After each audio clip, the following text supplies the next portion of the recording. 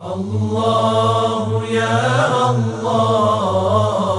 الله سبحان الله الله يا الله الله حمدا لله. اعوذ باللہ من الشیطان الرجیم. بسم اللہ الرحمن الرحیم. الحمد للہ رب العالمین والصلاة والسلام علی اشرف الانبیاء والمرسلین وآلہ الطیبین الطاہرین المعصومین. عزیزان گرامی، معجزہ جو انبیاء علیہم السلام دکھلاتے ہیں، پیش کرتے ہیں تاکہ دعوی نبوت کی صداقت جو ہے اس کے بارے میں انسانوں کو یقین حاصل ہو سکے اور انسان ایمان لائیں ان انبیاء الہی پر علیہم الصلاۃ والسلام، اور یقین ان کو حاصل ہو کہ یہ اللہ کے نمائندے ہیں جو اللہ کی طرف سے یہ نشانیاں لے کر آئے ہیں. جیسے کہ سورہ مبارک رعد میں ورس نمبر 38 ہے آیت کا نمبر سورہ مبارک رعد، اور ارشاد ہوتا ہے، رب ایک حصہ آیت کا میں پیش کرتا ہوں. ارشاد ہوتا ہے، بسم اللہ الرحمن الرحیم. وما كان لرسول ان يأتي بآية الا بإذن الله لكل اجل کتاب. کوئی ایسا رسول نہیں گزرا کہ وہ آیت اور معجزہ لے کر آیا ہو مگر یہ کہ وہ اذن اللہ سے آیا، اور اللہ کے اذن سے اس نے معجزہ جو ہے وہ لوگوں کو دکھایا. اور ہر وہ واقعہ، ہر وہ شے جو پیش ہوئی ہے لکل اجل کتاب، تو وہ مکتوب ہے اور لکھی ہوئی ہے اور معین ہے خدا کی طرف سے. تو ہر ایک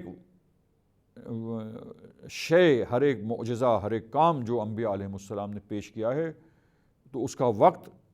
کتاب میں اللہ تعالیٰ کی طرف سے لکھا ہوا ہے، اور وہ اپنے معین وقت میں جیسا کہ اللہ نے لکھا ہے وہ لوگوں کے سامنے ظاہر ہوتا ہے. تو یہاں یہ آپ دیکھیے کہ سوال جو ہم نے پیش کیا کہ انبیاء علیہم السلام جو معجزہ دکھاتے ہیں وہ اللہ تعالیٰ انہیں عطا کرتا ہے. یہ آیت کریمہ بھی ہم نے پیش کی. اور اسی طریقے سے آپ دیکھیے کہ کل ہم نے گزشتہ پروگرام میں، اپنے پچھلے پروگرام میں حضرت عیسیٰ علیہ السلام کے جو معجزات ہیں اس کے بارے میں آیت کو ہم نے پیش کیا تھا آپ سامعین کرام کی خدمت میں، سورہ مبارک آل عمران کی ورس نمبر 49 کو. تو عزیزان گرامی، اب یہ مسئلہ جو ہے کہ سوال جو ہے پیش ہوا کہ یہ افعال اور یہ معجزات جو انبیاء علیہم السلام دکھاتے ہیں اور پیش کرتے ہیں، یہ خداوند متعال کے افعال ہیں اور اللہ کی طرف منسوب ہونا چاہیے ان افعال کو، یا یہ انبیاء علیہم السلام کے کام ہیں اور انبیاء علیہم السلام کی طرف منسوب ہیں؟ کس کا فعل ہے، پیغمبر کا یا اللہ تعالیٰ کا؟ تو گزشتہ پروگرام میں ہم نے پھر اشارہ کیا اور توحید کے چیپٹر میں اور توحید کے باب میں عقیدہ توحید کے بیان میں جو مطالب پیش کیے گئے ہیں عزیزان گرامی، ہم نے پھر اس کی طرف اشارہ کیا گزشتہ پروگرام میں، اور توجہ تاکہ مبذول ہو جائے سامعین کرام کی کہ ہم جب توحید خالقیت میں توحید کا جب عقیدہ رکھتے ہیں کہ اشیاء اور یہ عالم اور اشیاء عالم جو بھی ہیں یہ سب مخلوق خدا ہیں، اسی طرح جو بھی افعال جو ظاہر ہوتے ہیں وہ مشیت پروردگار سے ظاہر ہوتے ہیں اور مشیت پروردگار کے دائرے میں ہیں، اس سے باہر نہیں ہیں، اس سے خارج نہیں ہیں.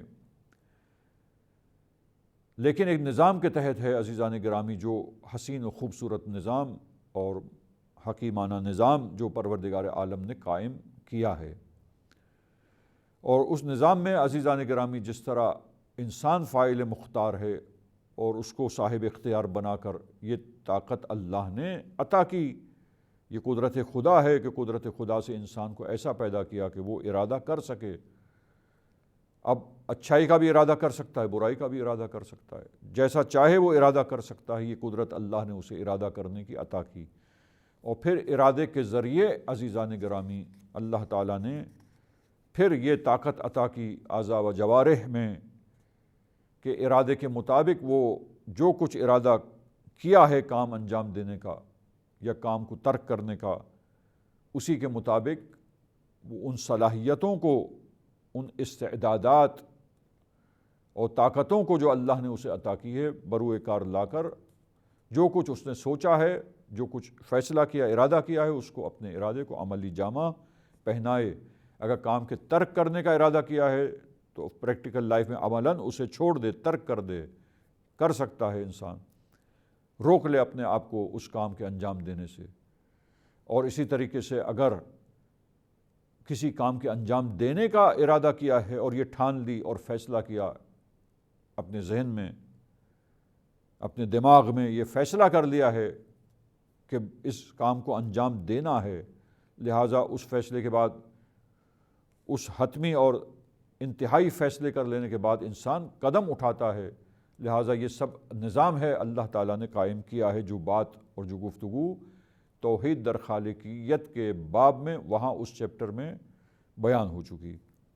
دیکھیے یہاں پر بھی اب انسانوں کو جب اس طرح پیدا کیا اور انسانوں کے درمیان اللہ تعالیٰ نے ہدایت کا نظام قائم کیا ہے، بشر کی ہدایت کرنے کے لیے، انسانوں کی ہدایت کے لیے، تاکہ وہ نصیحت حاصل کریں، ہدایت یافتہ ہو جائیں، سیدھے راستے پر چلیں۔ تو سیدھا راستہ دکھانے کے لیے اللہ تعالیٰ نے انبیاء علیہم السلام کو، اور اس سیدھے راستے پر چلنے کی تلقین کرنے اور نصیحت کرنے کے لیے اللہ تعالیٰ نے چند ہستیوں کو چنا جو اللہ کے نمائندے ہیں روئے زمین پر، جو انبیاء ہیں علیہم السلام، اللہ تعالیٰ کے منصب نبوت پر فائز ہیں خداوند متعال کی طرف سے، معصوم ہیں، عصمت کے ساتھ ہیں، جیسے کہ بیان ہو گیا عزیزان گرامی۔ اب آپ دیکھیے کہ یہ اللہ نے ہدایت کا نظام جب قائم کیا ہے اس انداز سے، جب وہ آئیں گے اور دعوے نبوت کریں گے تو انسانوں کو کیسے یہ یقین حاصل ہو کہ یہ انسان جو دعویٰ کر رہا ہے کہ میرا رابطہ اللہ کے ساتھ ہے، اللہ نے مجھے چنا ہے، انسانوں کی ہدایت کے لیے بھیجا ہے تاکہ اس کے پیغامات کو میں لوگوں تک پہنچاؤں، اللہ کی باتیں تم تک پہنچاؤں اور منتقل کروں، یہ کیسے یقین انسانوں کو ہو؟ معجزہ دکھلائے گا نبی۔ تو یہ معجزہ، یہ فعل جو خارق عادہ فعل ہے، جو دوسرے نہیں دکھا سکتے، دکھانے سے عاجز ہیں، ایسا کرنے سے ناتوان ہیں، نہیں کر سکتے ہیں، تو عزیزان گرامی صرف نبی کر سکتا ہے۔ تو یہ اللہ تعالیٰ نے سکھایا اور یہ طاقت دی اور یہ معجزہ عطا فرمایا، اور پھر نبی نے اب اس معجزے کو پیش کیا ہے، شو کیا ہے، دکھایا لوگوں کو۔ جیسے حضرت عیسیٰ علیہ السلام کے معجزات کی وہ آیت پیش ہوئی، حضرت موسیٰ کے معجزات ہیں جو بیان ہوئے، عصا کا ڈالنا زمین پر اور اس کا اژدہا بن جانا، اور اسی طرح دیگر انبیاء علیہم السلام کے بہت سارے معجزات نقل ہوئے ہیں، اور اسی طرح اللہ کے حبیب اور پیارے نبی جو آخری رسول ہیں حضرت محمد مصطفیٰ صلی اللہ علیہ وآلہ وسلم، ان کے بہت سارے معجزات ہیں۔ اور جب حضرت صلی اللہ علیہ وآلہ وسلم کی رسالت اور آپ کی ختم نبوت کے سلسلے میں جب آگے بڑھ کر گفتگو ہوگی تو ابھی ہم آپ کی رسالت کے بارے میں جب گفتگو کا سلسلہ شروع ہوگا تو وہاں آپ کے بہت سارے معجزات ہیں، اور زندہ اور ہمیشہ کا جو معجزہ ہے وہ یہ قرآن مجید ہے، جو ہمیشہ ہمیشہ کے لیے تا قیام قیامت بشریت کی ہدایت کا سامان ہے، انسانوں کی ہدایت کے لیے اور نصیحت کے لیے ذریعہ ہے اللہ تعالیٰ کی طرف سے، کہ لوگ نصیحت حاصل کریں، ہدایت یافتہ بنیں،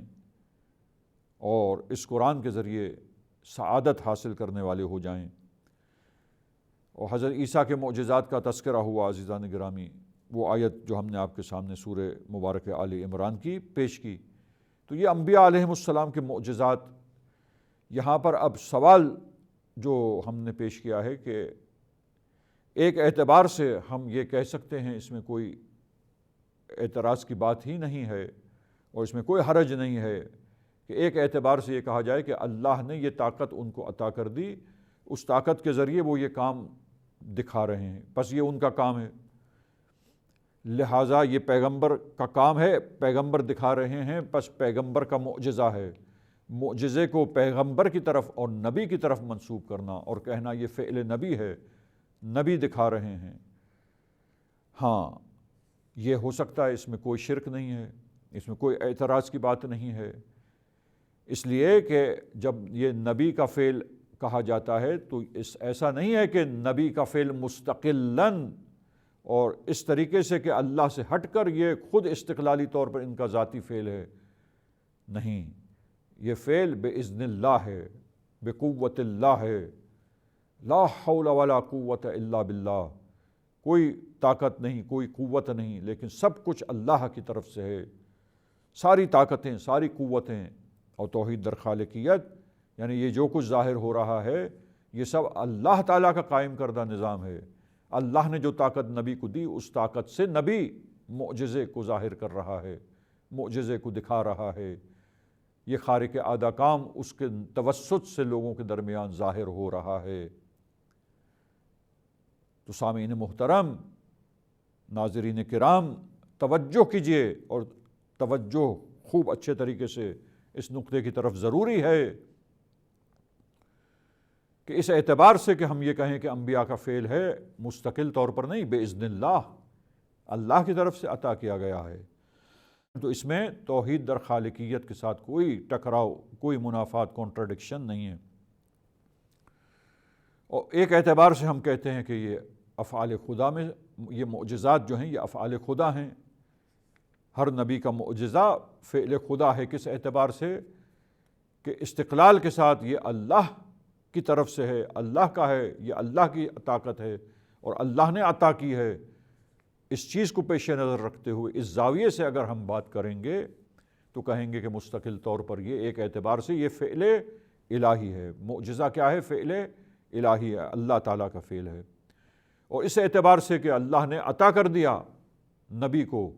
اب بإذن اللہ، بقدرت اللہ، بقوت اللہ، جو چیز عطا کر دی گئی ہے نبی کو، اس قوت سے نبی جب ظاہر کرتے ہیں، اسی وجہ سے آپ دیکھیں کہ حضرت عیسیٰ علیہ السلام نے فرمایا احیی الموتیٰ، میں مردوں کو زندہ کروں گا، ابرئ الاکمہ والابرص، میں ان مریضوں کو، برس کے مریضوں کو، کوڑھ کے مریضوں کو، اور جو مادرزاد اندھے ہیں ان کو شفا عطا کروں گا، میں انہیں ٹھیک کر دوں گا۔ لیکن کس طرح؟ کہا کہ یہ سب کچھ بإذن اللہ کروں گا، اللہ کی دی ہوئی طاقت سے کروں گا، جو کچھ اللہ نے مجھے عطا کر دیا ہے یہ اسی کی دین ہے، اسی کی عطا ہے، اسی کی دی ہوئی چیز ہے، میں کر رہا ہوں، لیکن بإذن اللہ، اللہ کی دی ہوئی طاقت سے، اللہ کے فضل و کرم سے جو اس نے مجھے عطا کیا ہے میں دکھا رہا ہوں۔ بس اس اعتبار سے ایک لحاظ سے یہ نبی کا فعل ہے، انبیاء کا فعل ہے، کیونکہ اللہ نے انہیں عطا کیا اور وہ شو کر رہے ہیں، بس یہ ان کا فعل ہے، اس اعتبار سے ان کی طرف منسوب کیا جائے، اس میں کوئی حرج نہیں، کوئی اعتراض کی بات نہیں۔ لہٰذا یہ کہنا کہ یہ انبیاء کا فعل ہے، اس میں کوئی حرج نہیں، استقلالی طور پر نہیں ہے، ہاں طول میں ہے، اللہ نے انہیں عطا کیا اور اب یہ طول میں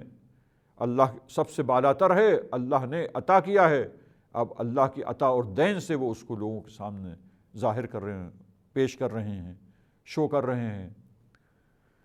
جی تو یہ تمام چیزیں جو ہے عزیزان گرامی ایک اعتبار سے معجزات، پس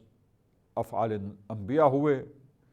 اور ان کی طرف منسوب کرنے میں کوئی اشکال بھی نہیں ہے، کوئی اعتراض بھی نہیں ہے۔ اعتراض اس وقت بنتا ہے جب استقلال کے ساتھ، طول میں نہیں، عرض میں، برابری کے ساتھ، اللہ کے برابر میں مستقل طور پر ان کو یہ کہا جائے کہ یہ ان کا کام ہے، اللہ سے ہٹ کر، معاذ اللہ۔ لیکن ہم یہ نہیں کہتے، کہ ہم اگر کہتے ہیں کہ انبیاء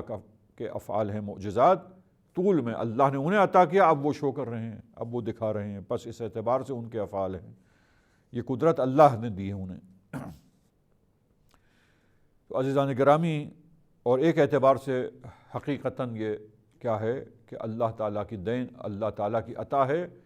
تو اللہ تعالیٰ کے افعال ہیں در واقع۔ بس توحید در خالقیت میں یہی عقیدہ ہے عزیزان گرامی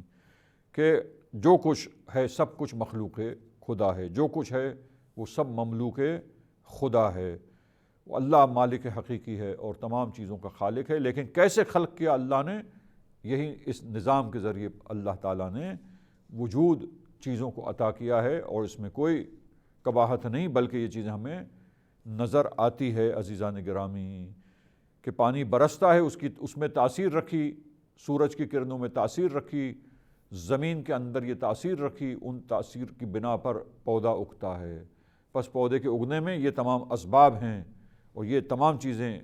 شامل ہے۔ یہ قوتیں کہاں سے آئی ہیں؟ سب اللہ تعالیٰ نے پیدا کی ہیں۔ تو یہ کہنا کہ پانی نے سبزے کو اگایا، جیسے قرآن کی آیتوں میں یہ چیز ہے اور بیان کی گئی تھی مثال کے طور پر آپ کے سامنے، پانی نے اگایا، خود قرآن کہتا ہے پانی نے سبزے کو اگایا۔ لیکن کیا کیسے اگایا؟ اللہ نے یہ صلاحیت دی پانی کو، بارش کے پانی کو، کہ وہ برسے اور سبزہ اگائے زمین میں سے۔ لیکن پانی کیا کر رہا ہے؟ یہ پانی کی تاثیر ہے، لیکن حقیقتاً اللہ اس پودے کو، اس نبات کو اگانے والا ہے۔ اس پلانٹ کی گروتھ اور اس کا ایجاد میں آنا، وجود میں آنا، یہ سب اللہ تعالیٰ کی طرف سے ہے، لیکن ایک نظام کے مطابق ہے۔ تو عزیزان گرامی، بس یہ سوال کا جواب اطمینان بخش طریقے سے روشن ہو گیا کہ ایک اعتبار سے معجزات افعال انبیاء کہلاتے ہیں، اور ایک اعتبار سے یہ افعال جو ہیں افعال معجزات افعال خدا کہلاتے ہیں کہ اللہ تعالیٰ کے یہ افعال ہیں، معجزہ فعل خداوند متعال ہے۔ آج کے پروگرام کو اسی سوال کے جواب کے ساتھ، جو ہمارے لحاظ سے کافی تفصیل سے ہو گیا، عزیزان گرامی کی خدمت میں بیان کیا گیا تاکہ نقطہ واضح ہو جائے، کیونکہ یہ وہ ابحاث ہیں جو علم کلام کی اور عقائد کی کتابوں میں بیان کی گئی ہیں۔ عزیزان گرامی، یہیں پر ہم اپنی آج کی گفتگو کو ختم کرتے ہیں اور آج کے پروگرام کو اختتام کی منزل میں لے جاتے ہیں۔ وصلی اللہ علی محمد وأہل بیتہ الطاہرین۔ اغفر لنا ذنوبنا